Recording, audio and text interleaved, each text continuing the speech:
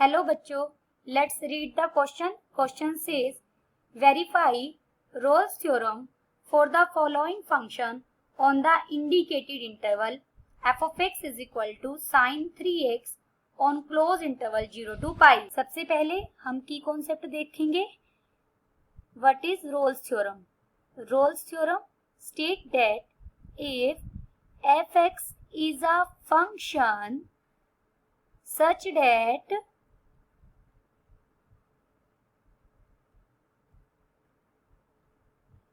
first is f(x) is continuous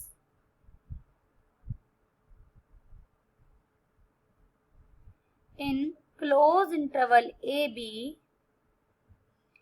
Second is f(x) is differentiable या डेरिवेबल भी बोल सकते हैं आप in open interval ab.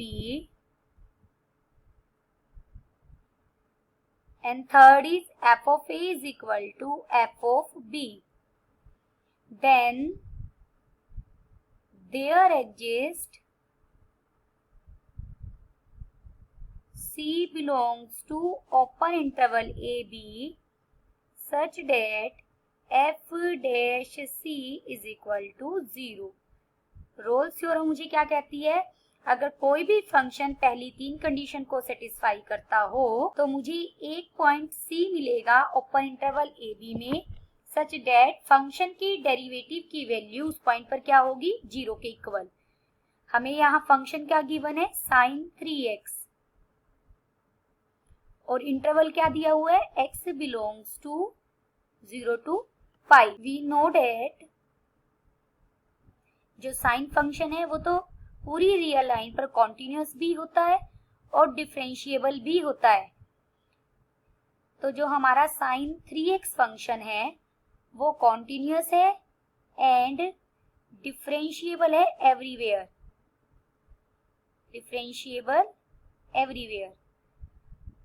अगर फंक्शन पूरी रियल लाइन पर कॉन्टिन्यूअस एंड डिफरेंशिएबल है तो 0 to पाई इंटरवल के बीच में भी फंक्शन क्या रहेगा? Continuous and differentiable.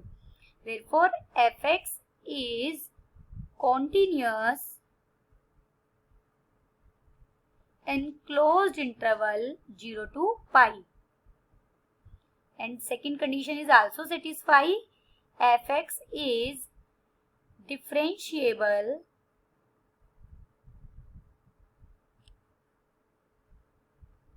In open interval 0 to पाई. अब हम हमारी थर्ड कंडीशन चेक करेंगे.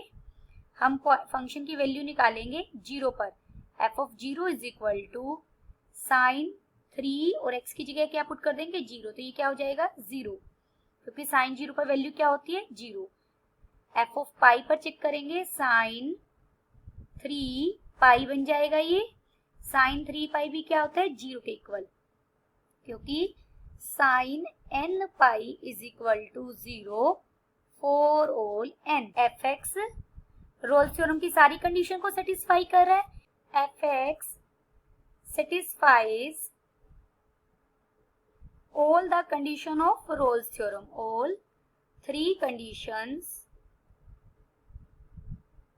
of Rolle's theorem.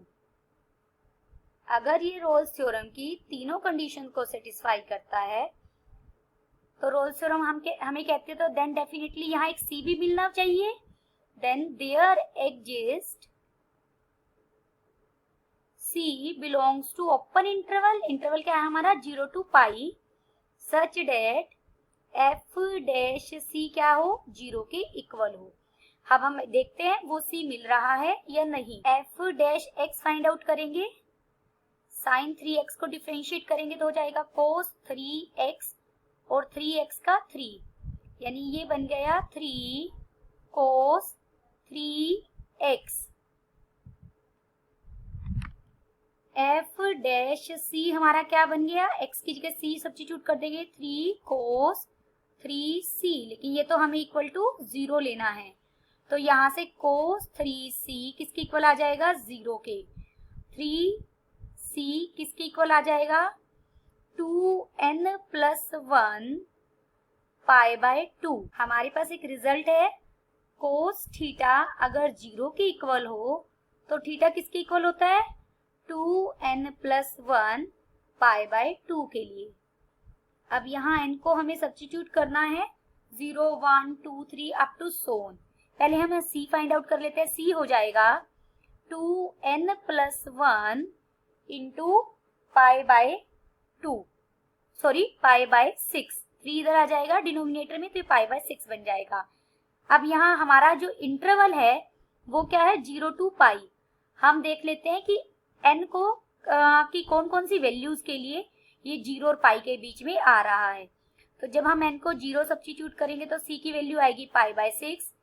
जब हम n को 1 पुट करेंगे तो ये देगा 3 पाई बाय 6, और जब हम n को 2 पुट करेंगे ये हमें देगा 5 पाई बाय 6।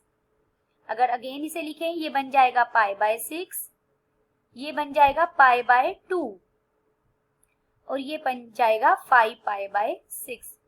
तीनों ही वैल्यूज बिलोंग कर रही हैं 0 और पाई के बीच में। हेंस या therefore Rolle's theorem is verified. Hope you understood it well. Best of luck.